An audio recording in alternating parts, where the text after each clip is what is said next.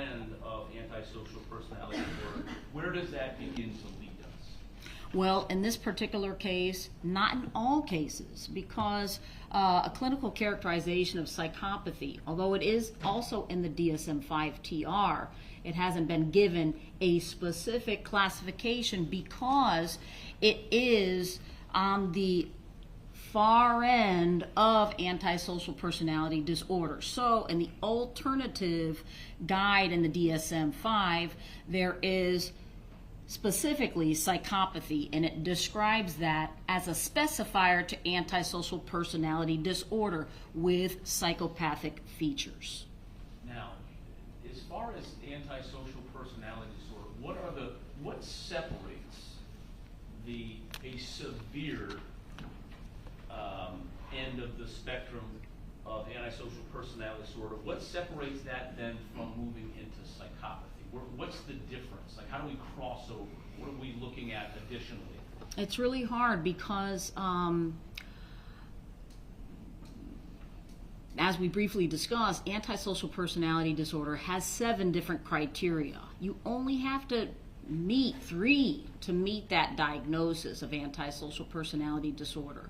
And not everyone that meets that diagnosis actually meets the criteria for psychopathy. So it is very rare, and it's at the very high end of antisocial personality disorder.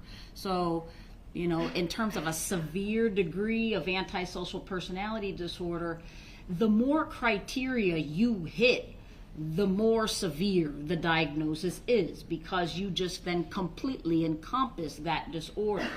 Psychopathy is a very specific designation, and like I said, a very small portion of people with antisocial personality disorder have or meet that clinical characterization of a severe degree of psychopathy, because there is a mild, moderate, and severe level of psychopathy too, based upon how many numbers in that checklist the person receives. Anything above 30 means you have a severe level of psychopathy, and psychopathy can go from 0 to 40.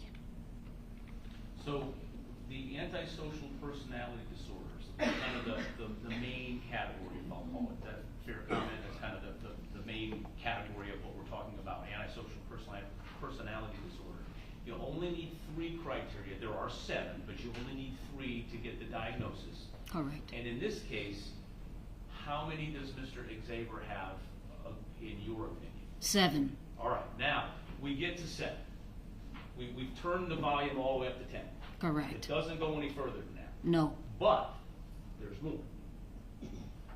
Is that what the psychopathy checklist and the area called psychopathy now deals with, or attempts to define or to diagnose? It could. The way that you're describing it, it's not really like a continuation of antisocial personality disorder. It's an entity of itself.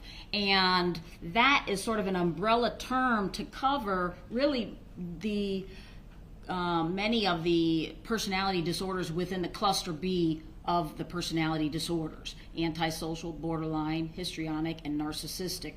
So psychopathy is an entity among itself. In this particular case, and in the DSM-5, they try to amplify antisocial personality disorder in this alternative model, because the DSM-5 TR is meant for a clinical characterization of someone in a treatment setting, but we are in a forensic setting. So because of that, we have other alternatives to look at to more carefully characterize someone and to more accurately characterize that person. So again, not everybody that has antisocial personality disorders ever even going to be questioned about psychopathy. They're not going to even get there. They're 2 different entities. But whenever you're looking at someone and you're looking at all of the different collateral pieces of information and how they come together, at least in forensics, you want to make the most clear and accurate characterization of the person. And in this particular case, that's why that clinical characterization comes into play. And in addition to just psychopathy as a characterization, within that, I think you've testified that there are even different levels within that. Yes. So explain that. Well, as we briefly discussed, the Harris Psychopathy Checklist is a 20-item checklist. And in those 20 items, each can be scored a 0, 1, or 2 to make the ultimate highest score 40. Anything above 30, 30 and above is severe. And then the other ones are subsequent to that. And I don't know the cutoffs for all the other ones because, frankly, if they didn't meet the severe, I really don't talk about it. Because although it could be relevant, it likely would not reach the level of this in this particular case. So explain to the court the relevance in that distinction between the antisocial personality disorder scale, okay, you need at least 3, but you can have up to 7, and why the distinction or designation of psychopathy or the psychopathy checklist. What's the purpose of that distinction? In other words, from your professional standpoint, why do you have that extra designation or that using those terms, psychopathy? What is the reason for that? The reason for it, I guess, like we were discussing earlier, in my training, we are trained to be able to assess someone and use the most accurate description of that person behaviorally. And in this particular case, antisocial personality disorder gives you an idea. But in terms of the thought process and the motivations behind the behaviors, psychopathy most closely resembles what we see here. So that's why it's relevant in this particular case, because it is a descriptive term to help someone to understand why this thing has gotten to this level. Because you see all types of crimes, all types of people with antisocial personality disorder. 75% of the correctional population has that. But the crimes range in severity from a drug offense or, some driving offenses to the most severe offenses. And so again, when we're looking at, especially in the context of the death penalty, you're looking at the motivation and the ideation behind the behavior, because a lot of people wonder that whenever these things are being talked about.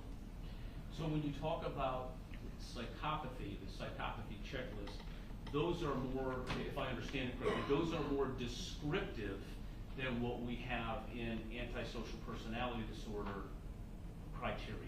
Correct. I mean, just by the very amount of checks, the items. There's 20 items in psychopathy. There's 7 in antisocial personality disorder. So again, as I said earlier, psychopathy is more of an umbrella term because it also takes aspects of the other personality disorders within that cluster B. Okay. So it's a more accurate, it's based on a lot more questions that make it a lot more accurate, so that the understanding of the thought process of the person and these other things. Let me ask you, are you able to briefly, just kind of for the record, what are the 20 questions? The court needs information on how things are going to be referred to. I think part of that would be enlightening the court of what are the questions. I don't need to know the scores. I don't need to know what anybody scored. But correct. Read down the list of the 20 questions and so the court can listen to that and understand how that works.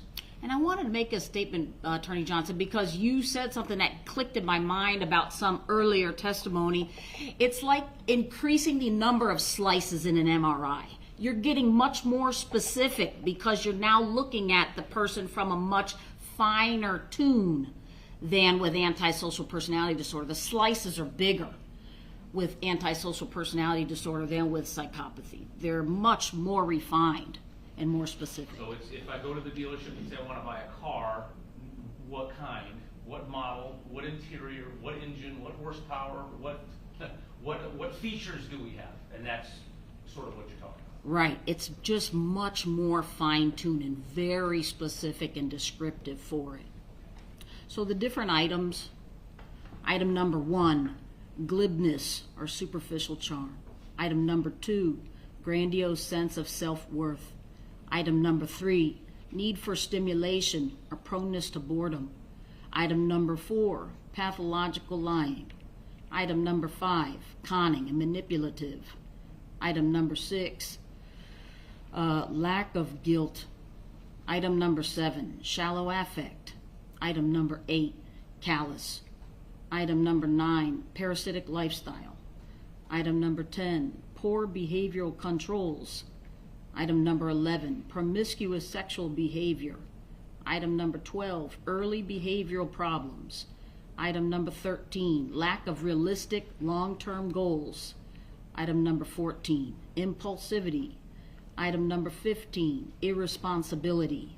Item number 16, failure to accept responsibility for his own actions. Item number 17, many short-term marital relationships. Item number 18, juvenile delinquency. Item number 19, revocation of conditional release. And item number 20, criminal versatility. So that's the checklist. Those are the items, yes. And then based on your observations or your review of records and or history or anything of that nature, you can then look at that checklist and make a determination of what whether you feel they apply or they don't apply and to what extent.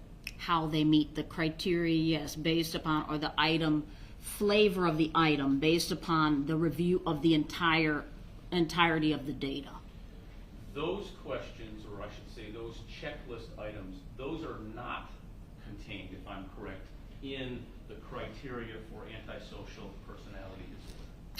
They, as I was saying earlier, again, psychopathy is more of an umbrella term for many of the different items, but multiple different personality disorders within a certain cluster. So for example, an antisocial personality disorder, there is a lack of guilt, there is consistent irresponsibility, there is impulsivity, there is deceitfulness. So there are some items that overlap. But there's the amount of items that you're talking about there, but there are 20 in this checklist that get more specific to give you more information. Correct. And is that from a clinical standpoint or from a clinical or forensic standpoint, is that an important distinction in your diagnosis and your being able to narrow down exactly what this person suffers or what their condition is, to have that extra information? Completely, yes.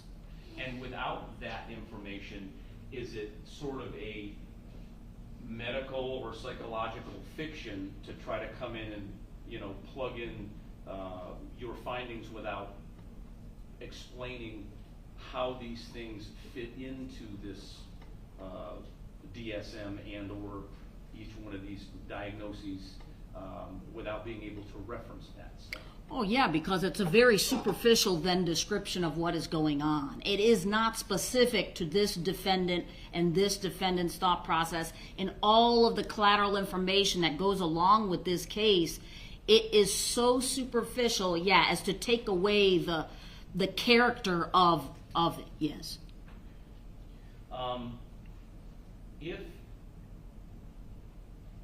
you, well, is there a way factually and correctly to identify the severity of the person who is on the psychopathy checklist by simply using antisocial personality disorder criteria? Is it going to be accurate if you're limited to simply the criteria for antisocial personality disorder to actually explain fully what this particular individual who scores in the high level of on the psychopathy checklist? No, because if that could be done, I would have done that, because I know that it can cause an issue. So that is the tool that you use. Oh yeah, I mean, when I go through these cases, I do look at the DSM-5 TR and I make sure that I have taken all of the diagnoses and all of the possibilities from there first. But it is a misstatement of who this is without putting that in there.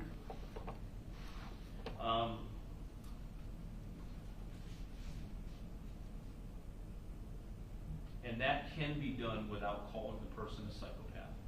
Correct. It's not about calling them a certain thing. It's just about whether or not they meet the criteria for this clinical characterization, which is commonly used in my field. I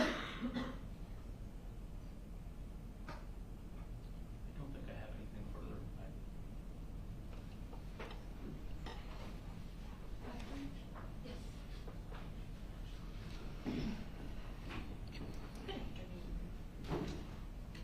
A person can meet the criteria on the checklist, the PCLR, to be a psychopath, and also have a mental illness like depression, correct?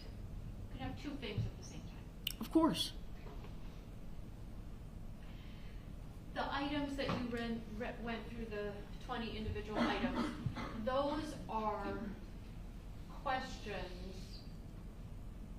designed to determine if a person has the traits, correct? You're looking at traits, isn't that what you're doing in doing the checklist? Yeah, they're not questions necessarily. Again, they're items of description. Right. But they are looking at, yes, different traits of this entity. Yeah. So the items describe the traits. Yes. I mean, when you use the word traits, it gives me a different feeling. But Well, can you separate the items from the traits? I mean, the end result of scoring the PCLR is to say this person has the psychopathic traits. That's what you just said, right? not psychopathic traits. They meet the criteria for a certain level of psychopathy. Okay. When we use the word traits, we're going more toward personality disorders such as in the DSM-5. Okay. The items that you review, the items that you score, are Yes. designed to give you the information to be able to say, does he meet that level of psychopathy, correct? Yes. Okay.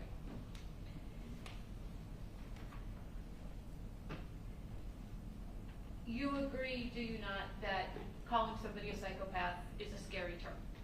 Yeah, I would never say that, but yeah, that is a scary term. Okay. And you would agree, would you not, that research shows that there is a bias associated with the scoring of the PCLR? Yes. And just to be clear so the court understands, this isn't a checklist that you hand to somebody and say, fill this out yourself, or fill out all these answers and then you combine those answers and create a score. This is you, based on your evaluation, based on your review of records, deciding for yourself what the score is. Well, it's based upon my knowledge, training, and experience in this field. If you were to do as what you said and give someone this questionnaire who is in the context of this, it would be extremely inaccurate and it would be useless. So, I mean, obviously, this is a list of items that then there are certain criteria to meet every number. I mean, it's not just purely out of thin air that it comes, but yes, you have to go through these things systematically and with all of the data, then come up with the score. I just want to make sure the court understands, because we've heard a lot about psychological tests, things like the MMPI. You have a series of 300-some questions, check true or false, and so the person being evaluated actually has input in that directly into the test. Do you see what I mean? I do see what you mean. And this is not like that. This is not like that, no. This is you developing your subjective opinion based on the things that you've testified to. I don't know that I would necessarily call it a subjective opinion because I can't make those designations without collateral information to support each one of those. So I guess I wouldn't say it like that, how you're saying it. Okay. Well, you agree, though, that there is bias associated with the scoring? It's been shown in research, yes. Okay. And so two different people can take the same data, the same input and get very different scores. I Yeah. think the variation is something like 7 or something is the difference in at least 7. I don't know what the number is, but again, Judge, in every one of these kind of situations, you have to look at the level of training of the person that's doing the examination. So again, when you say that, Attorney McNeil, I don't know, like whenever they do this research, I haven't looked at this in a long time, but what the level of training, are they all the same type of provider? Are they all MDs that are fellowship trained, or are there some psychologists and some social workers and some other people? You know, I just think if the person was in the same level of training as I have, we would come up with a very close score. Okay. You've been using this checklist for some time, Yes, and you're familiar with the research surrounding it, correct. and that the use of the checklist in capital cases has been called into serious question. I don't know about that. Okay. Are you familiar with the article called Investigating the Role of the Psychopathy Checklist Revised in United States Case Law from 2014 by David D. Matteo, D-E-M-A-T-T-E-O, and about 6 other folks, that was published in 2014 in the Psychology, Public Policy, and the Law Journal. I'm not familiar with that article. Are you familiar with the article published in May of 2020 by D. Matteo and approximately 10 others called Statement of Concerned Experts on the Use of the Hare Psychopathy Checklist Revised in Capital Sentencing to Assess Risk for Institutional Violence, published in Psychology, Public Policy, and the Law from 2020? I'm not familiar with that article. Are you familiar with the August 2020 article in Psychology, Public Policy, and the Law called Our Psychopathy Checklist, Psychopaths Dangerous, Untreatable, and Without Conscience, a Systematic Review of the Empirical Evidence? I'm not familiar with this specific article. Are you familiar with the article from Psychology, Public Policy, and the Law from November of 2020 called Reliability and Validity of the Psychopathy Checklist Revised in the Assessment of Risk for Institutional Violence, a Cautionary Note? I am not familiar, but I mean, of these concepts I am familiar, but not these specific articles. I know that this is heavily discussed. Yeah. Okay. Are you familiar with the November 2020 Psychology, Public Policy, and Law article by D. Matteo and about 10 others called Death is Different, Reply to Over and All? What was the title? Reply to Over, O-L-V-E-R, and All. I don't even, I have not gotten the complete title, but no, I don't, I have not read that article.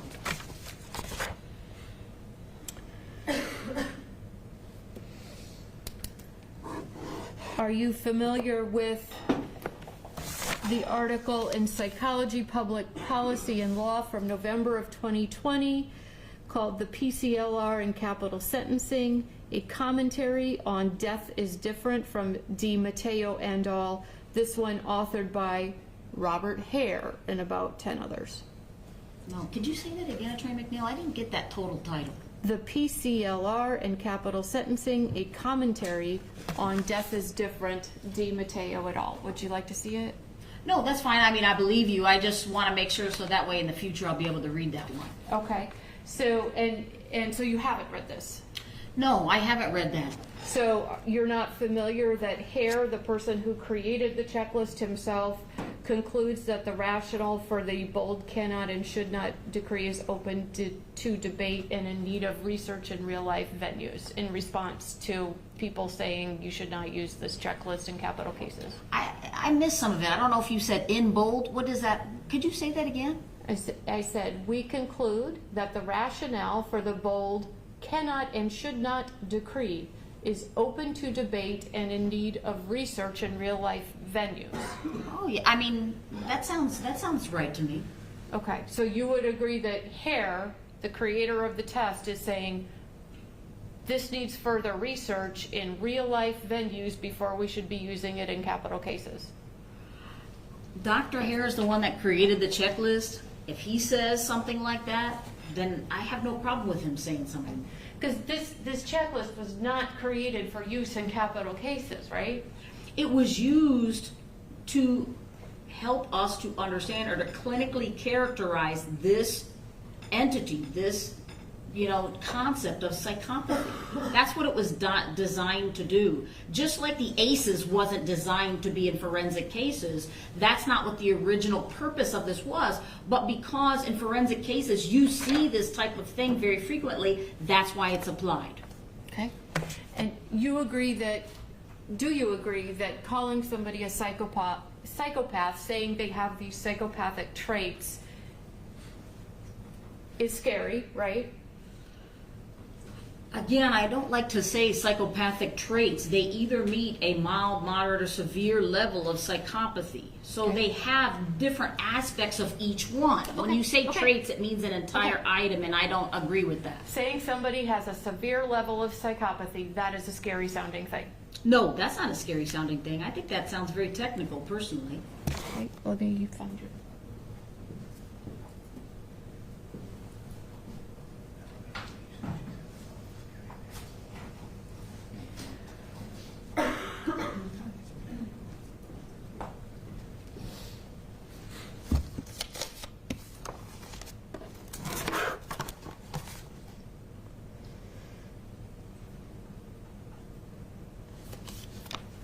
Okay.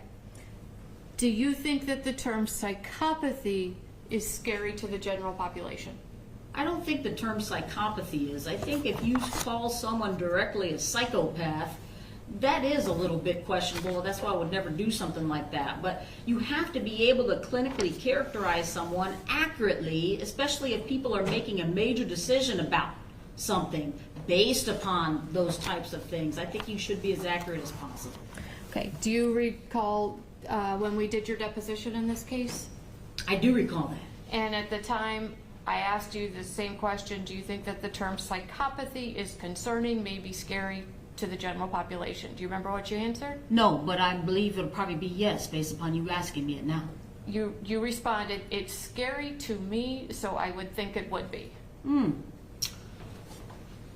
Right, so that was your testimony in your deposition, that the term psychopathy is scary to you and you would think it would be scary to the general population. What was the question? Were there questions before that? Sure, I'd be happy to hand it forward to you, page 190. Do you want the whole thing? Or just... I would like to see around that, because I don't know if there were questions around it that sort of got up to that level, because there's no question before it in this depot right here. Okay. I'm sorry, Judge. May I approach the witness? Here's the previous 100 pages. Okay.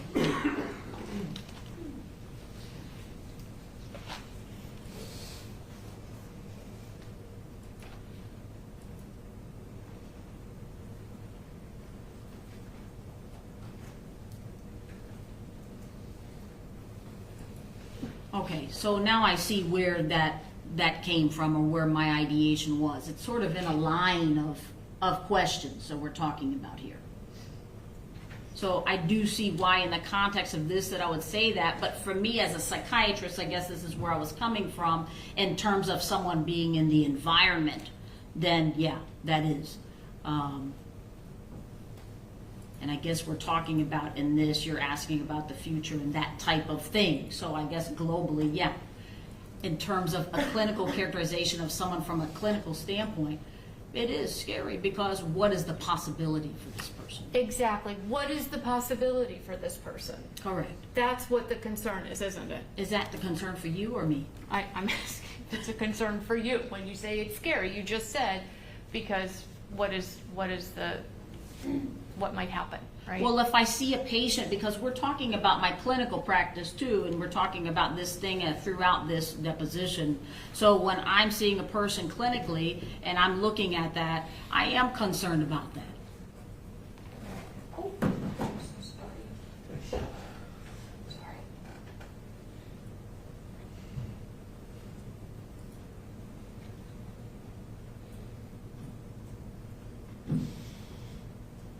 Okay.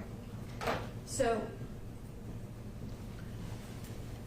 And the checklist, going through these 20 items, that is leading to the determination of whether you classify somebody as being a severe psychopath or not, right?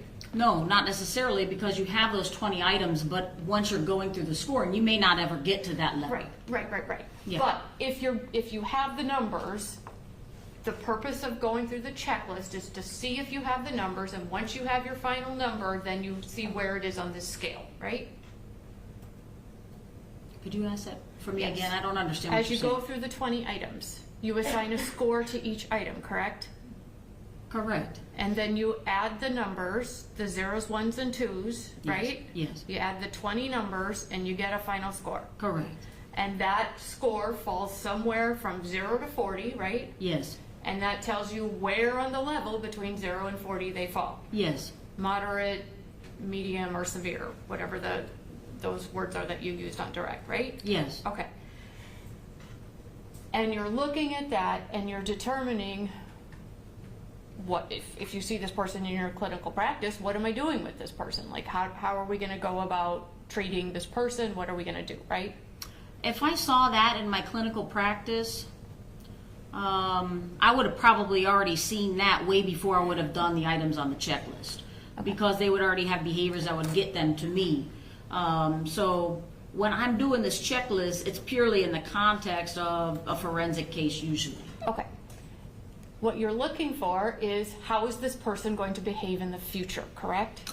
No, not necessarily. I mean, it depends upon what the question is, but if you're talking about in a clinical context, like I said, I probably would never get out the checklist to do that, and I would already know what's going on in their future, so I would be having an issue with that. In this particular case, though, we're not talking about their future, we're talking about the present. Okay.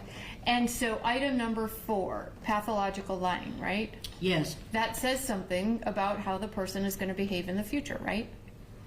No, it's not talking about the future, it's talking about the present clinical characterization, which is based upon the information you have from the past. Right. So if somebody pathologically lies, which is how you characterize it in the deposition, the suggestion is they're going to lie in the future, right? Yes, because it's part of their personality to do. Right. And number 5, you described in the deposition as conning and manipulative, is that right? Correct. And if somebody has been conning and manipulative their entire life, such that they would get a score of 2 on this particular item, that suggests that they're going to be conning and manipulative in the future, correct? Correct. As with Okay. all of these personality disorders, they describe a behavior that has an enduring pattern. Right. Yes. Okay. And number 6, lack of remorse or guilt. Again, if you are scoring somebody a 2 on that, it means they have a history of having a lack of remorse and guilt, right? It shows a lack of concern for their actions, upon other people. So it shows a history of that. I would say that's sort of a way of life about them, rather than saying they're going to do that behavior in the future. It is a part of their fabric, who they are. If it's been who they are throughout their entire life, reason to believe it's going to continue to be who they are in the future. Yes. Okay. Number 8, lack of empathy or callousness. If a person scores a 2 on this, that means that their history shows they have a lack of empathy or callousness, correct? Yes, they have a profound lack of that, a disregard for the feelings of others, and that is the basis for why they continue the behaviors they do. And if they have had a profound lack of empathy and callousness throughout the course of their life leading up to the time that you score, there's a good chance that in the future they're going to be the same way, correct? I don't like to say it like that because it is who they are. So it's not like in the future they're gonna be that. They are that. They are that. There's no changing them. They are that way now. They're going to be that way in the future. That is a fabric of who they are. Okay. Yes. Number 10, poor behavior controls. Yes. If somebody has scored a 2, in your opinion, on that, that's based on their pattern. That's who they are up until the point of the scoring. fair to say they're gonna be that way in the future too, correct? They have the tendency to, but in this particular case, and like a lot of forensic cases, this particular item is going to then manifest or change based upon the environment around. So if they're in a situation such as this defendant where they're in protective custody, so they're having no stressors that come around them, nothing is coming in, no people are coming in, then the likelihood of them acting out is much smaller. So even though this is a inclination or part of who they are, if there's no stimulus for those behaviors, they're less likely to perform those behaviors. I just wanted to make sure you were finished before I go into my next question. Okay. Yes. Number 13, someone who lacks realistic or long-term goals. If somebody has scored a 2 on this particular item, up until this point, they haven't had goals, they're not doing goals, that's part of who they are. That's how they're going to be in the future, right? It's the way they make decisions about things. So it's just, it's hard to say it like how you're saying it, but again, this is based upon the exposure they might have to opportunities too. Okay. Number 14, impulsivity, right? Yes. And if somebody has a score of 2, that means they've exhibited impulsive behaviors, impulsive actions throughout their life. It's generally that they appear to be impulsive. Many times though, especially in this personality style, there are a lot of ideas that they have, and then once they see an opportunity, it appears to be impulsive, but they have thought about it before, but then they seize an opportunity that's there. So in that particular case, yes, there are millions of opportunities that this person might see, and that's what the characterization of this item is. Okay, and if somebody has spent their whole life, I mean, if they've scored a 2 on this is who they are, they're not going to change tomorrow and be different, right? No. And item number 15, irresponsibility. Yes. Same thing as impulsivity. If this is how they've been their entire life, they score a 2, they're not going to change tomorrow, in your opinion, right? Right, they have little sense or no sense of duty to others around them. And if someone has spent their life failing to accept responsibility for their own actions, item number 16, they're probably not going to start accepting responsibility tomorrow, right? No, but in this particular context, maybe they'll have less behaviors to have to accept responsibility for given a restricted environment. So all of these different items on the scale that we have just talked about, or items on the checklist that we've just talked about, these are all things that are telling you who this person is going to be tomorrow. It's who they are. It's not who they're going to be. It's who they are. And they will walk into the future, and that same person exists tomorrow and the next day and the next day. Yes. And you think that that person is a scary person? I would want to watch my back, yes. Okay. I don't have any other questions. May I get my Sure. Thank you. The court wants to inquire? I don't have, well, actually I have a couple of quick questions.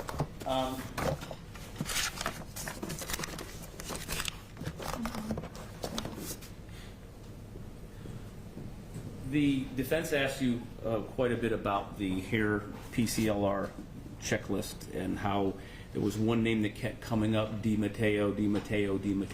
Yeah. There are criticisms of the HARE psychopathy checklist, correct? Sure, there are criticisms of all of these items. Isn't there also severe criticism over the book that just about every psychiatrist and psychologist uses called the DSM-5R? Yeah, TR, yes. TR, sorry. Yes. I mean, that's what happens. Correct. I mean, in our field, there's always things up for scrutiny all the time. It's just part of our field. Now, one of the things that I just want to ask you about, all of those things that the defense just asked you about, all of those details, that's the degree of detail with which this checklist goes to help you make these determinations, correct? Correct. I mean, and doesn't that make that much more relevant to you as a clinician to be able to have that information to make determinations? Yes, I mean, that's why I did that because as I went through this case, it just so more accurately described the case, and that's what I'm trained to do. Now, the defense asked you several times, doesn't that tell you that that's what they're going to do or who they're going to be in the future, and kind of kept saying future? Your answer was it tells you who they are. Correct. And who you are is who you are. Correct. Can you make that statement in front of a jury without saying, and that's what he's going to be like in the future? I would never say that unless it was can you- specifically asked. Right. And can you say that, can you avoid any comments about this is future danger? Anything like that? I had no intention of saying anything about that. But what I'm trying to punctuate is the information that you just told the judge and the defense about reading through that checklist. Unless you were to overtly go out and say that, that can be answered in terms of who the person is. Correct. And isn't that what the whole point of your testimony is to explain to the jury who the person is, which may be in rebutting or contrary to who the defendant says the person is? Correct. I don't have anything further. So I read the article regarding care to say that what's open to debate is the meaning of the test is not good. I did not read that statement that Hare conceded his test's validity or said that his test was open to debate. The test has been used in capital cases, and so I'm going to allow the PCLR test to be identified as a checklist. We are going to avoid the word psychopathy. The jury can deal with the word antisocial personality disorder and take this analysis to mean that it more specifically identifies who this person is. It is not to be used for future dangerousness, and I don't think the defense would open that door in cross-examination. And as such, you may testify to your checklist, the items in the checklist, what the scoring means without using the word psychopathy. You're going to avoid that word because it is a scary word. Psychopath is a scary word, and we're not going to go that far. No future dangerousness, no psychopath, no psychopathy. If you can evaluate these checklist items and talk about the factors that you used or the collateral information that made you say that Mr. Xavier is a 0 because he hasn't had multiple marriages, but is a 2 because he does whatever else the other test item was or a clinic checklist item was, because all of your collateral sources showed you that he's done this and he behaves this certain way, and therefore the score was 2, then it is what it is. But it's not going to be called psychopathy. It's not going to be called a psychopath, because those are scary terms, and I do not want to bias the jury in that regard. I think I have had sufficient information presented to me, and I hope my ruling is clear to you. Judge, can I ask you a question? I'm trying to just use so I can use a different word because they are distinct entities. Can I use dissocial, or can I use to distinguish it? Because as you know, be testifying to antisocial personality disorder with those 7, and then there'll be a whole other thing with 20, and I can't call it psychopathy. What would I call it? To be able to distinguish those two things. It is considered by others who use it as a turbocharged antisocial personality disorder, or a severe antisocial or dissocial personality disorder that better describes, in what you have said, what your evaluations tell you with regard to the data that you have.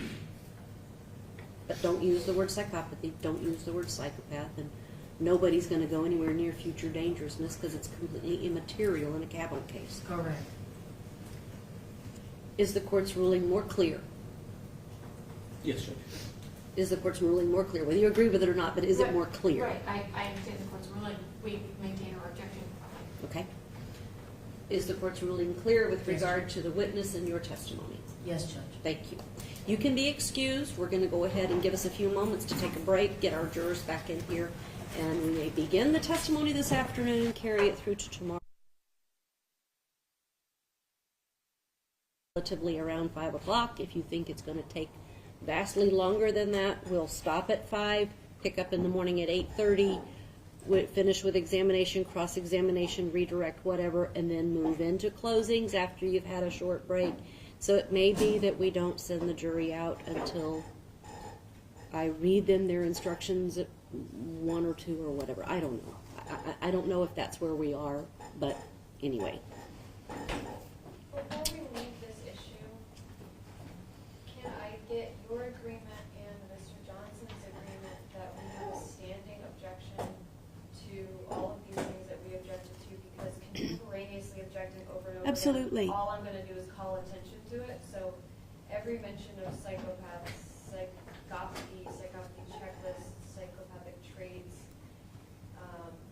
per Fletcher, and then the traits, even if they're not labeled that way, the individual score and the overall score. So can we just have a standing objection to those things so that she can testify without me, calling attention to something that we don't want them to hear in the first place?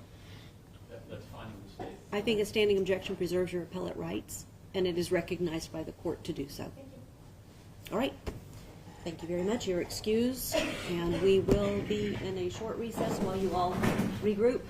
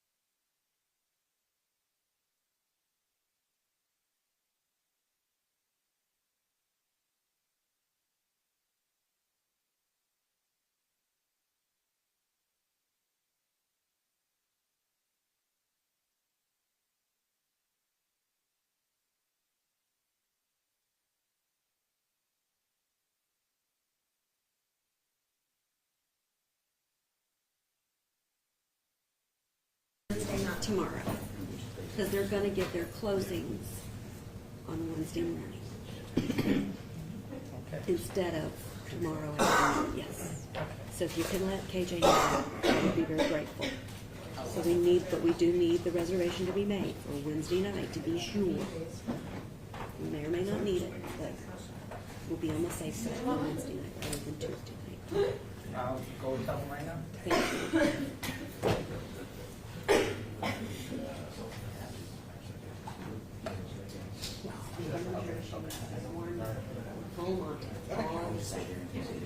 All the booths. Are yours ready? Okay. It appears that we're ready. If we can bring Mr. Xavier out to join us.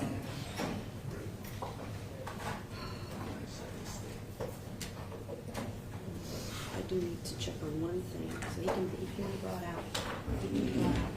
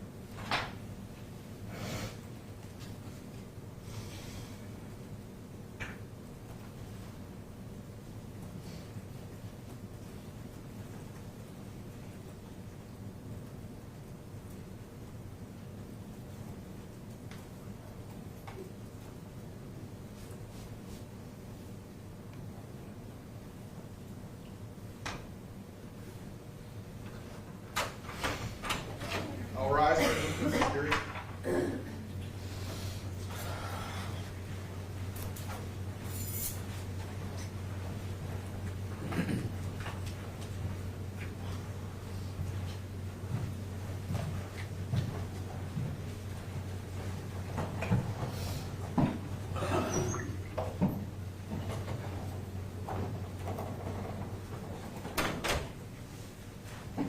May we seated?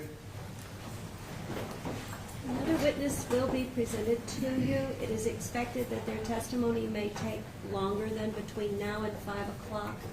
So at around the 5 o'clock area, hopefully the state will give me an indication that we're ready to stop for the day at a stopping place.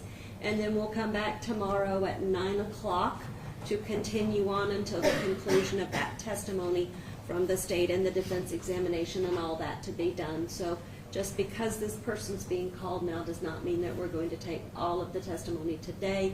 We'll stop it at a reasonable moment and then pick it back up tomorrow at 9 o'clock, just to give you all an understanding. You may call your witness. Emily Lazaro. Do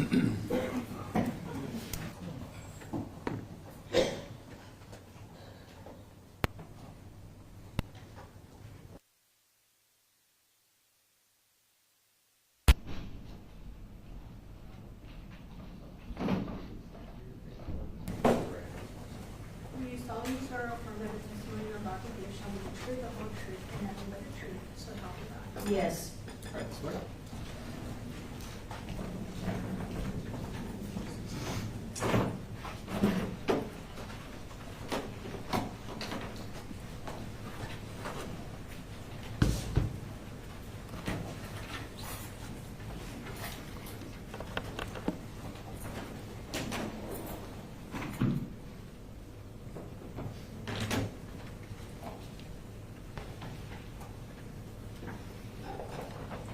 Good afternoon.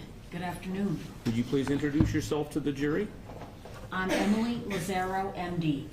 And would you spell your last name for the court reporter? L-A-Z as in zebra, A-R-O-U. MD, so you were a medical doctor. Yes. Would you please explain to the folks in the jury what it is that you do? I'm a general and forensic psychiatrist. And we've heard from psychologists and neuropsychologists. What is a psychiatrist as opposed to what they do? A psychiatrist essentially is a medical doctor whose subspecialty is dealing with the mind, behaviors, human behaviors, and we have the ability as physicians to medically modulate that at times. So we determine what the cause of the behavior is, and then we can treat it, either with treating a medical condition or prescribing medication to treat that. All right. When it comes to being an MD in your field, do you actually clinically treat patients in the capacity that you do in your way? Yes, I have a private practice where I treat patients with psychotherapy and medication management. That's what I do. I also work in a correctional setting, and I treat inmates. That's been some time, but that's another thing that I do. So I treat patients from young children to elderly people. Do you also have a separate, like a forensic practice, which is not necessarily treating people, but is dealing with the forensic aspect of a psychiatrist? Yes, I have two aspects to my practice. So the first one is where I do treat patients, and the second one is where I do work like this, where I educate juries about different aspects of psychiatry or mental health issues as they interact with the law. So within the legal system, I work on civil cases and criminal cases. Could you give the folks in the jury a little bit of an idea of your background and training in your field? I got my undergrad degree from Baylor University in Waco, Texas, and then I went on to Texas A&M, where I got my degree in dietetics and human nutrition, and then I went on to medical school at the University of Texas Health Science Center in San Antonio. From there, I came to Florida to do my residency in psychiatry in Tampa at the University of South Florida. And the final year of my residency, I was the chief resident over all the psychiatrists.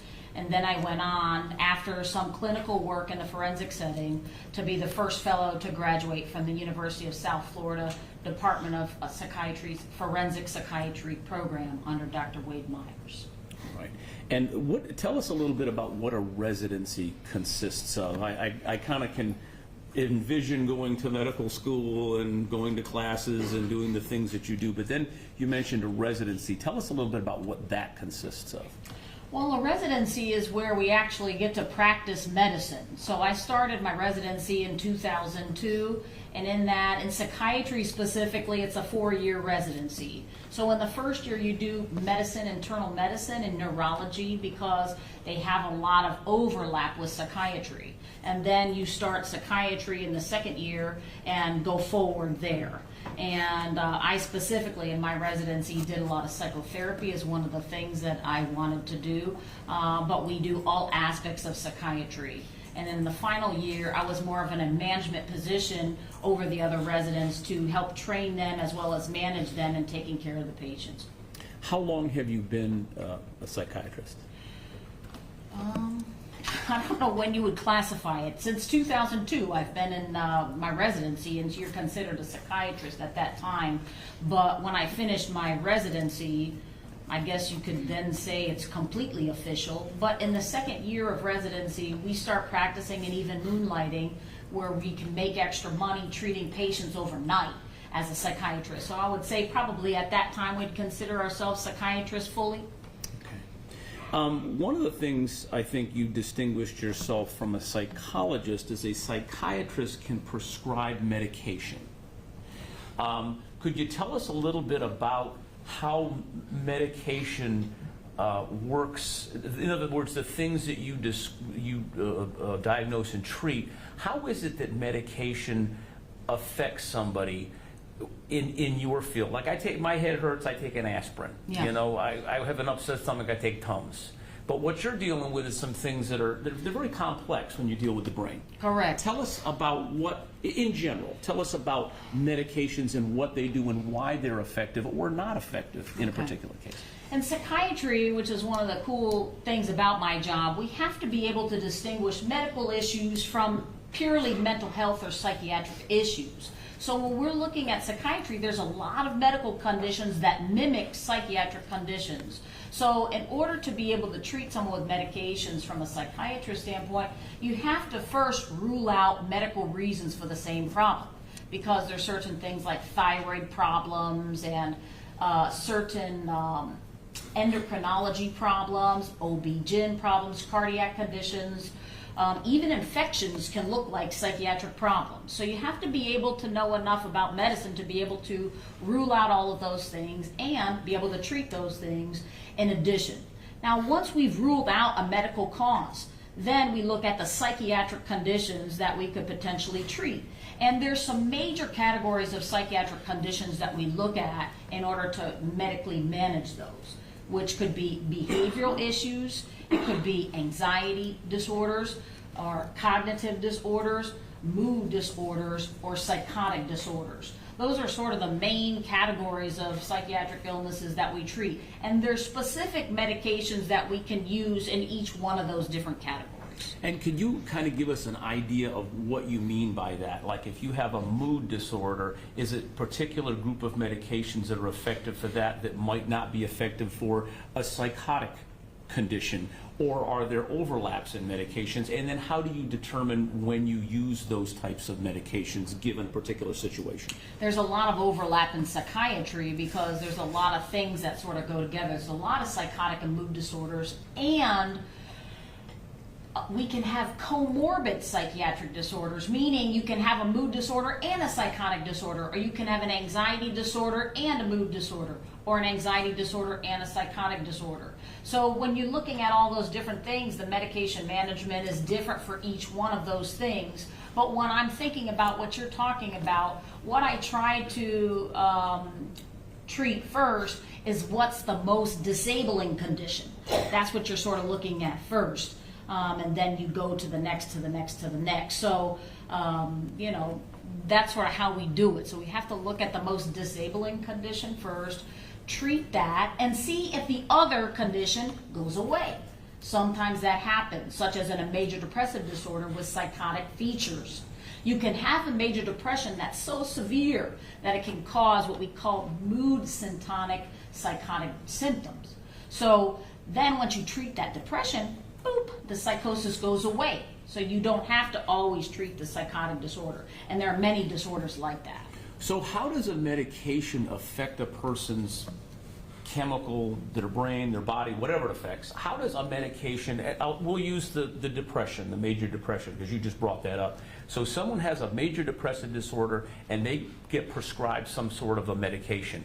What does that do to help eliminate that problem or that condition?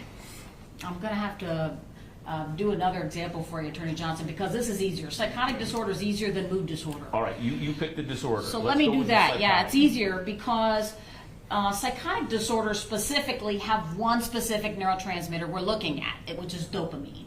And so in people with psychosis, their dopamine levels are high, which causes hallucinations.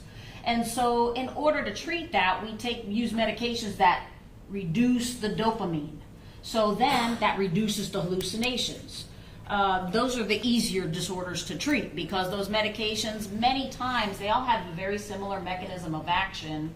And, you know, it's different for every patient how you use it, but you have to go with per patient the other comorbid things and try to pick the best solution. But the base is dopamine is decreasing the dopamine, the medication shuts it off, an antagonist. And you talked about, and I'm trying to like wrap my head around some of the details to this. So someone who has a psychotic condition, you said the dopamine levels are high. Correct. How does that, what is happening in your head when dopamine levels are too high? I'm assuming this is dealing with the brain.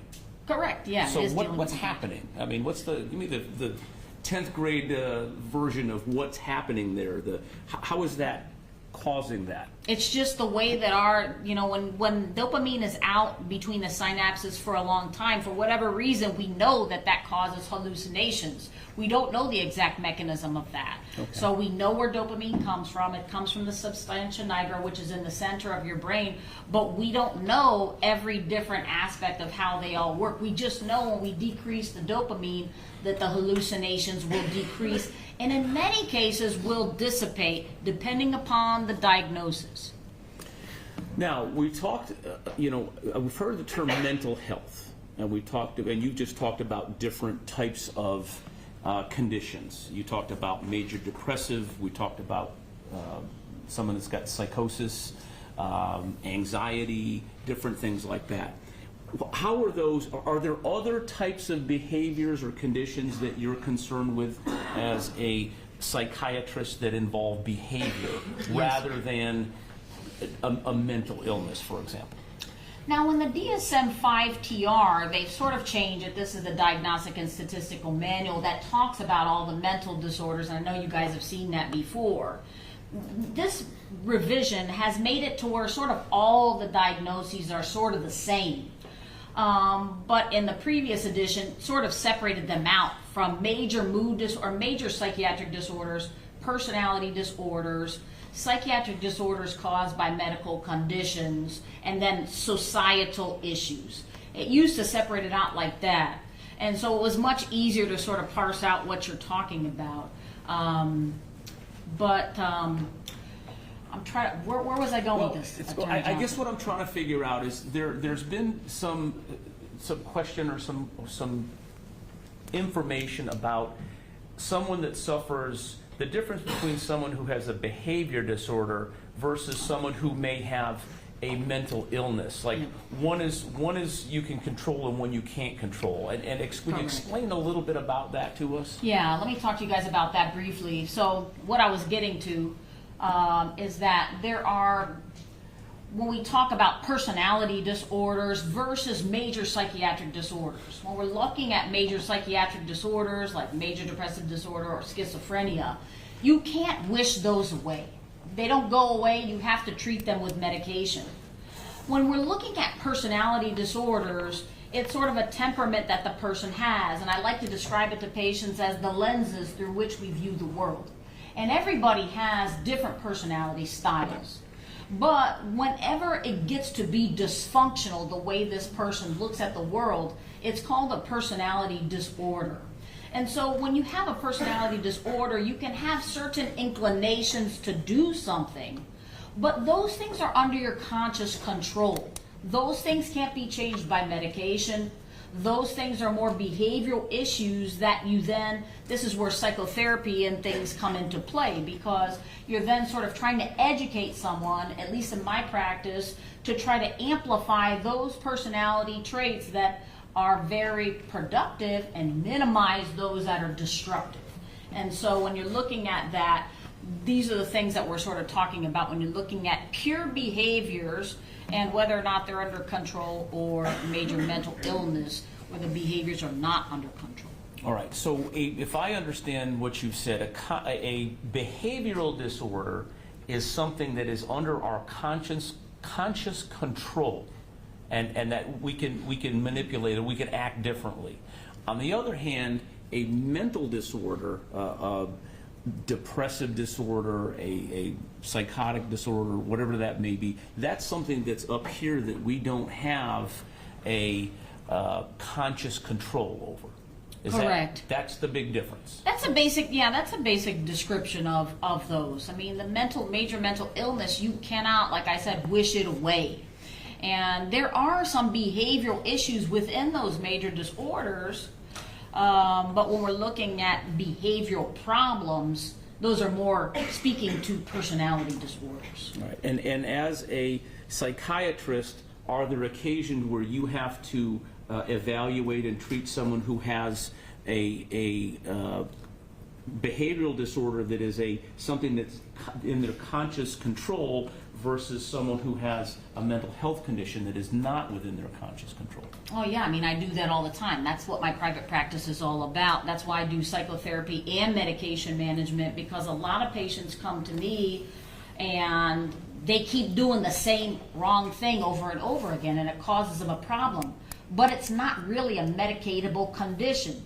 And so then I have to work with them and try to work with them behaviorally and through their thoughts and cognitions, and start working with them as to how they can better control the behaviors, because no medication can control it. Although they try to do things that control it, but causes problems. And that's what I was going to ask you. So you talked about how medication can work with the brain on mental health diagnoses, but when it comes to a behavioral disorder where it's within your own conscious control, medications are not, that's not something that's the go-to.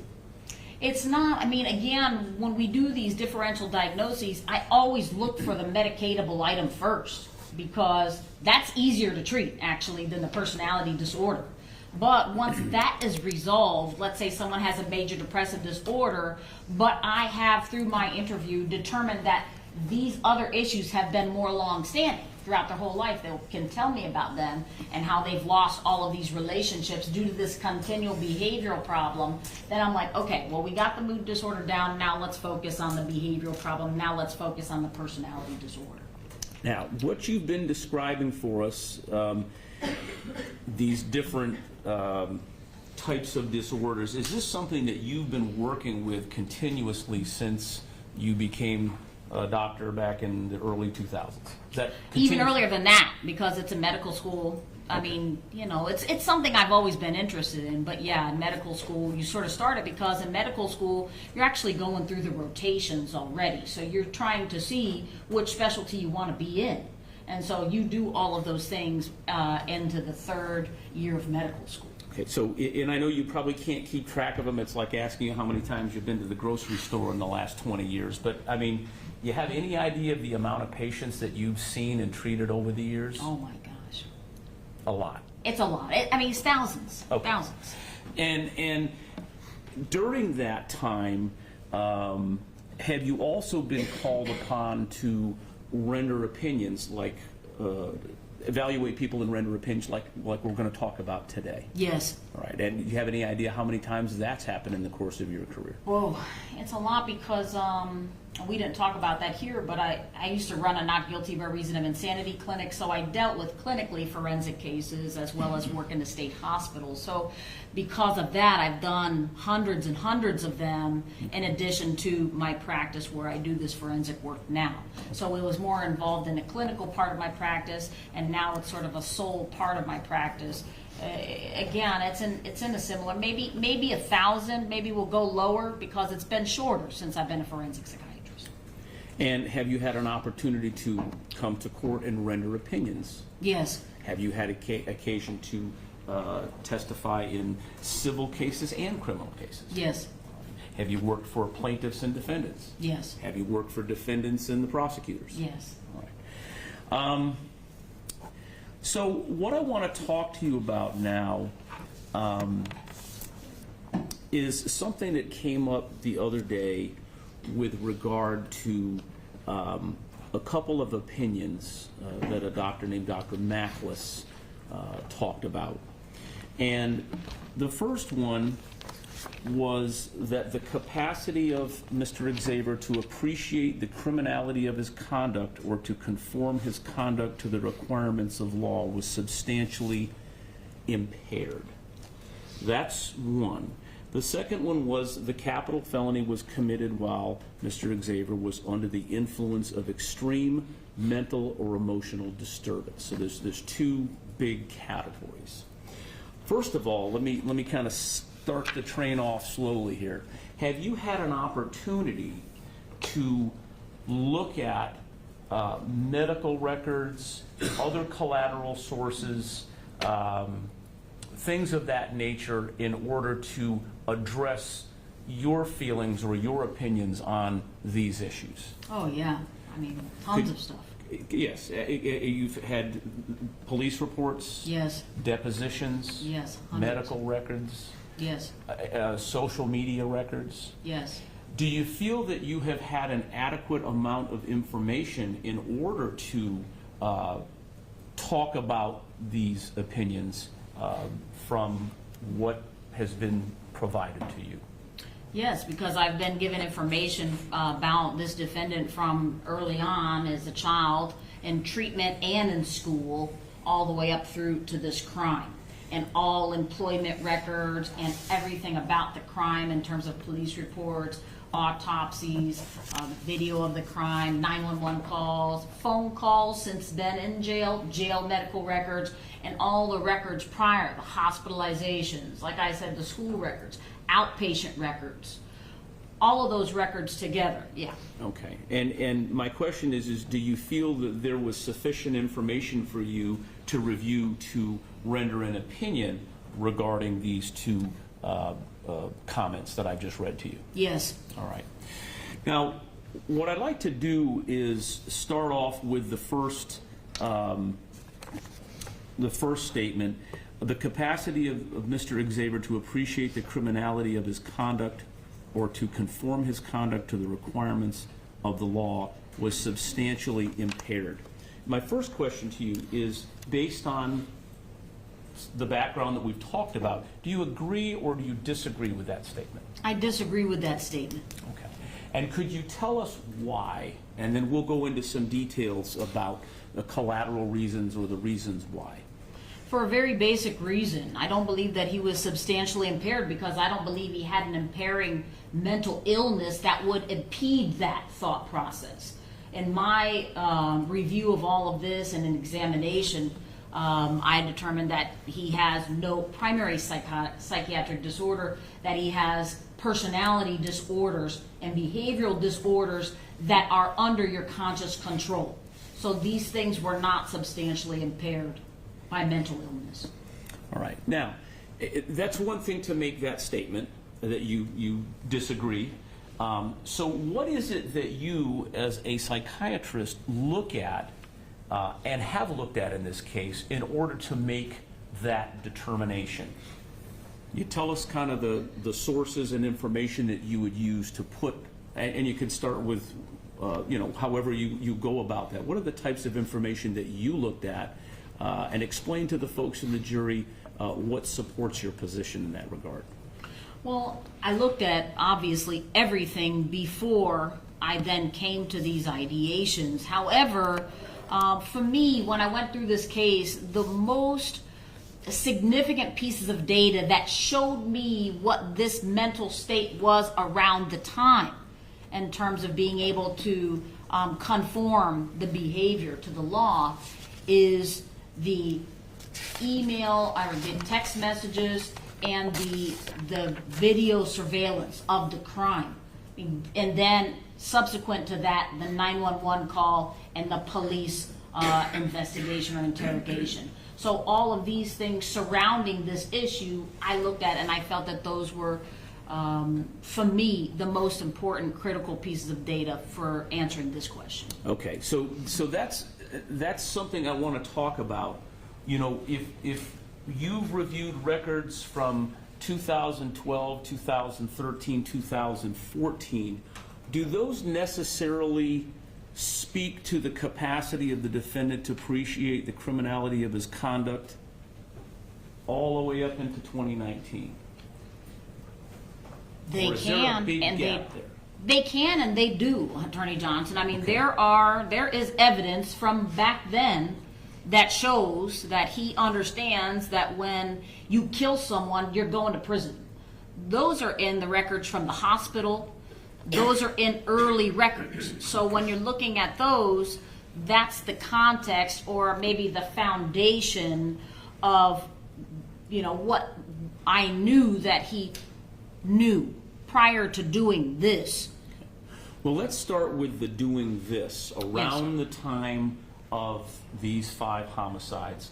Go through us kind of step by step what you look at to make the determination that you disagree with the statement that the capacity of Mr. Xavier to appreciate the criminality of his conduct was impaired. So go ahead and kind of walk us through this, because you know, as a psychiatrist, we can look at a tape and go, that doesn't look bad to us. Oh, I don't know about that. Right. But you're looking at it from completely different trained eyes. Right. So tell us what's important and what you looked at. So, the first thing I noted was that he woke up and said goodbye to his mother before she left for her trip. Completely normal. This is a normal interaction. Next, he texted his ex-girlfriend and let her know that he had exciting news and that he would tell her more about it at noon. And throughout these text messages, he's sort of talking about step by step how he's preparing for this special event. Getting a shower, shaving, and getting dressed.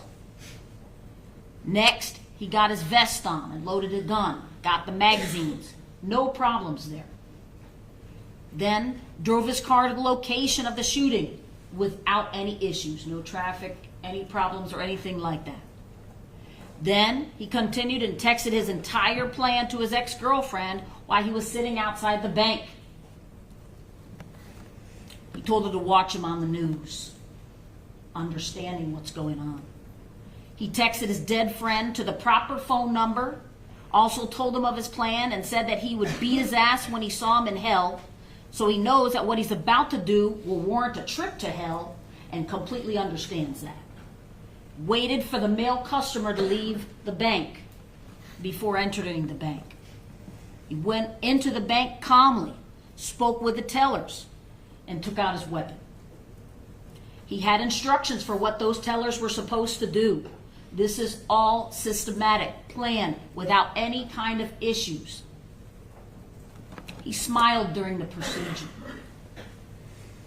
He had the women pat themselves down so he knew that they couldn't defend themselves with weapons, and then asked one of the tellers to go to the front door and lock it because he didn't want anybody else to come in and interfere with that plan. She came back. Then he told them to get down, be face down, so they couldn't run and they couldn't move, be in a very vulnerable position to then commit that crime. And then shot them all systematically. Down, all the way down. And actually shot the customer that looked at him, got up and looked. He shot her more than the other people. Again, punishing her for that behavior. Then checked to see if they're alive, and then shot them again if there was any evidence of them still being alive. All of these are under conscious control. All of these items, and they were systematically done. And then called 911 to help himself. So those actions, you say, are within your conscious control, or what you've seen. You talked earlier about there are behavioral problems that are within your conscious control, and then there are mental health issues that are not within your conscious control. Does everything that you've talked to us about, is that something that is, from your expertise, that's something that falls, or those actions fall within a conscious control situation rather than a mental health situation? Yes. Okay. What are the types of things that you're looking for to delineate a conscious control movement, if that makes sense, or conscious control actions? And I guess it's partly the totality of the circumstances. Yeah. But how do you parse that out? Well, that was really in the video, because you can sort of distinguish someone with a mental illness that's controlling the behavior. It's not so systematized like that. It's not so precise. And the entire thing was, for me, obviously planned and then systematically carried out.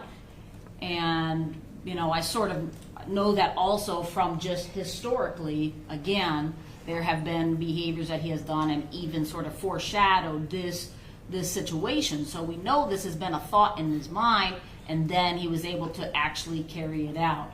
And he even said that on the 911 call, I didn't think I could do it. Okay. So it's that type of thing. So you talked, and I don't know if this is an appropriate time to go back in history, because you said there were some records back, you know, there are things that you looked at back in 2013 and 14. I said, well, are those too remote to consider, or are those things that you could consider as well? Is this an appropriate segue into that now? Yeah. So tell us about that. Well, I mean, and this is the thing, and we talked about earlier, personality disorders, how they're an enduring pattern of behavior. It's not just something that occurs at one time. It's something that you get an idea about and continues throughout. And so in this particular defendant, we see these ideations, these fantasies, these desires being talked about and being documented, at least per the hospital records, per his self-report, starting at the age of 9 forward. And the thing is, and why I say that these things all flow from the same thing, is because they're all the same theme. They're all about hurting someone else. It's not like they're all different kinds of themes. It's the same thing throughout, from that age all the way forward. And in some of those historical records, the school records wanting to hurt people, the hospital records wanting to hurt people, and even in the social media, the Facebook, those are very specific about what types of ways he's going to hurt people and the pleasure he gets out of hurting people, which again was consistent with the video, the smiling and doing the behavior. This is a dream come true for this person. Okay. So if you have a behavioral disorder, one that can be, I guess, under your conscious control, is that something that starts off early on, and then does it develop as you get older if you embrace those thoughts, or how does that work? And that's another difficult thing, that I was sensing about this particular case. And how do these things somewhat get controlled? That's a whole other issue. These behaviors were identified early on. These thoughts were identified early on, and how did they manifest to this? Well, there was no consequences to those thoughts. So they were allowed to continue to be amplified and fester and actually be able to become more of a thing that was not just a fantasy, but actually could be a reality. Because there was never a stop. There was never a punishment for voicing those types of thoughts, for acting in those ways toward his parents or people around him, or to, the hospital patient, or all these types of things. There was no stop. So it allowed it to continue. There were some records that have been referenced that talk about this early situation, or these early experiences in the hospital where some of the violent things you talked about were acted out, and the doctors were like, there's nothing we can do, we have to wait till something happens. Correct. Explain a little bit about how that fits into what you're talking about. Well, and I have to say about these doctors in these hospitals, they really did try.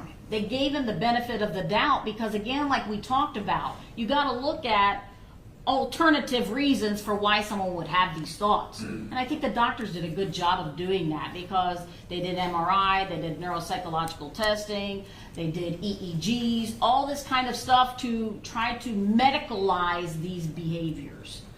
And they then did psychotherapy to try to control these behaviors. But when in psychotherapy with this defendant, they put their hands up because he didn't want to change the behaviors. And they had then recommended the juvenile justice system because they felt that that was a more correct avenue to go through to minimize these behaviors rather than psychiatric, because what they were doing from a psychiatric standpoint had no effect on the behaviors of the thoughts. So in order to get benefit from something like psychotherapy, does the person have to want to try to get better or change their behaviors? Yes. You have a clinical practice, and I think you talked about people come to you. Yes. And they come to you with things that they feel are problems in their lives. Yes, or their parents think they're problems in their life, or their employers think they're problems in their life. But in other words, the initiative is I want to get better. Correct. Or I want that person to get better. Correct. Now, when you are doing psychotherapy, is there a correlation between success and the person's desire to get better versus failure because the person doesn't want to get better? Yeah. Tell us about that. You guys all know this. If you don't want to do it, you're not going to. And this was going on with this defendant even in school, outside of psychotherapy. You don't want to do your work, you're not going to do it. And that's what the teachers were saying. And 4th and 5th grade teachers were saying that. And they were having these difficulties with him that early on. And so that's the same type of thing, but it's in the psychotherapy context, you have these problems, you have this anger problem, you've come to us and said that you have this anger problem, let's work on the anger problem. No, I'm fine. And he even says that at one point too, I like feeling this way. So if you like feeling that way, even though you know it's problematic, why would you change it?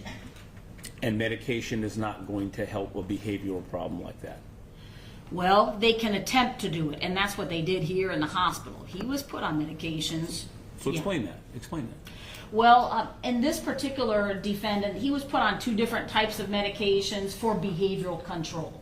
And those were anti-seizure medications or anticonvulsants and antipsychotics. Those 2 classes of medications, many psychiatrists use what we call off-label for behavioral control, or how I speak to it, chemical restraint, to try to stop them from actually performing the behaviors, to use medication to slow them down a little bit.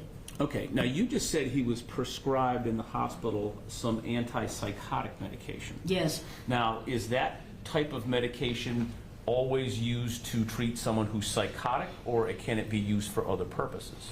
No, and in this particular case, it was not for psychosis. He never had a diagnosis of psychosis the entire time in the hospital, even though he was prescribed that. For exactly what I just said. It's for chemical restraint. So one shouldn't read into that prescription if that's what one of the reasons for that medication for its existence. It also is used for other things. So it doesn't mean because you got an antipsychotic medication you were necessarily diagnosed with a psychosis. No, I mean, because these medications are used off-label also for like insomnia and things like that. So they have other uses, or that people use for other uses. But in this particular case, it was for chemical restraint. All right. But you could also take them if you didn't sleep. Correct. And this one, Seroquel, that he was prescribed, especially at the dose that he was prescribed, is very commonly used for insomnia. Okay. And if there was complaints that he wasn't sleeping well and he couldn't get to bed, that would be an appropriate medication. Well, I don't really like using it for that reason, but it is used frequently for that reason. Okay. I guess I used the word appropriate. Yeah. It's something you could use. It's something that is commonly used. All right. Yeah. So again, you don't just read into that because Seroquel has been prescribed that suddenly means, oh, that medication is used for psychotic patients. That's also used for helping people go to sleep. Yes, and you can tell that even in this particular case by the dosing of it. You know, as an antipsychotic, Seroquel is dosed between 400 and 800 milligrams. But in this particular case, it was like 25 to 50 milligrams. So it's a very dramatic difference for someone with schizophrenia, which is what the medication was originally designed to treat, and how much it's used for insomnia in terms of the dosing. Now, we've talked a little bit about the capacity of the defendant to appreciate the criminality of his conduct, that first opinion of Dr. Macklis. Are there other things that we haven't talked about before we move on to the next topic that you think would be important as far as the basis of your differing opinion on that regard? No. So let me move to the second one, which was the capital felony was committed while the defendant was under the influence of extreme mental or emotional disturbance. Do you agree or disagree with that? I disagree with that. Could you please tell us a little bit, in a broad sense, why it is that you disagree with that? For the same reason I disagreed with the first part. It's the same exact thing. You could see in the video clearly that this person is not distressed at all. And in the text messages, you can see that they're not distressed. They're actually jovial regarding this. So in those types of things, you don't see it.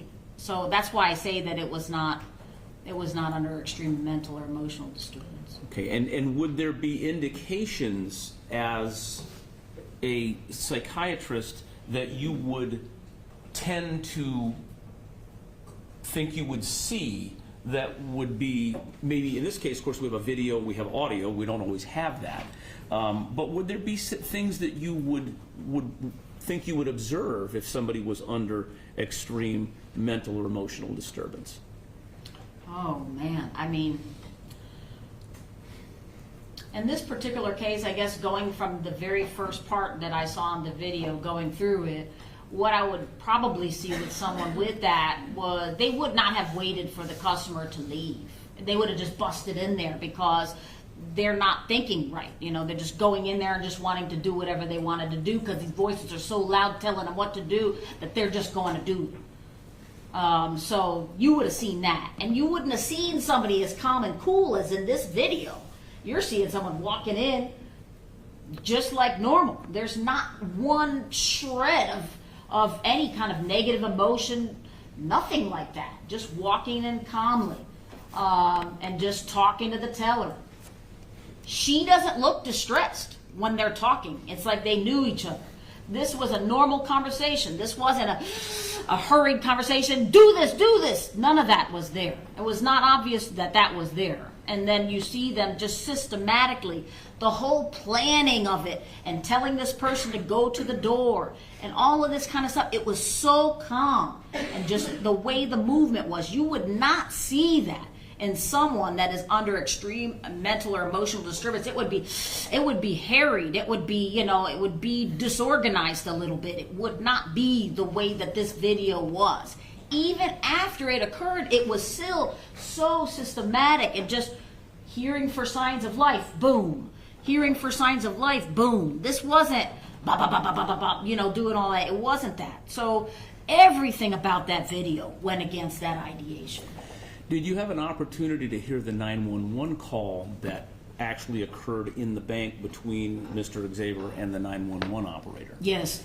And how about the inflection of voice and the way that that phone call kind of transpired between Mr. Xavier and the 911 operator, especially in the beginning, which of course is closest in time to the actual shootings? Right. I mean, I think that it sounded reasonable in terms of, I just killed 5 people. I mean, that's a pretty scary thing to just say. And then he said, well, technically it must be 6, you know. So he's already now a little bit easier on the call. And he already has this sort of going on, and he's speaking with this woman. And then when the 911 operator seemed much more distressed than he seemed. And, you know, when she's asking him these questions, you know, one of the sons of bitches are still breathing. This is his response. It's not in any kind of way distressed, you know. Asked if there was anyone with him. And he says, just the 5 corpses. This is not someone that's distressed at all. You know, and asked, why did you do it? I felt like doing it. This wasn't, the voices told me to do it, I had to do it, and all this kind of stuff. That wasn't going on, none of that. And he knew those people. All but one of them work here. So he knows this. It's very clear what's going on. When asked where he's located, he's walking around not far from the bodies. These aren't people. And this goes on. You know, and she's asking if they're still alive, and sounds like she's choking on blood. He's in the here and now. He's hearing reality. This isn't hearing something else. This is hearing what's going on in the here and now. Judge, we've got about 6 minutes left before 5, and we're going to be going into some more details in some other areas. It's probably a good time. It would be appropriate for us to go ahead and end the day now before we move into another lengthy area. So we're going to have you excuse yourselves for the evening. Don't watch the news, read the paper, listen to the radio. Don't let anybody approach you or talk to you. Please return tomorrow morning. I'm going to let you come in at 9 o'clock tomorrow morning, and we will proceed on. Thank you, and have a good evening. All rise for the exit of the jury. Please put your notepads on your seats.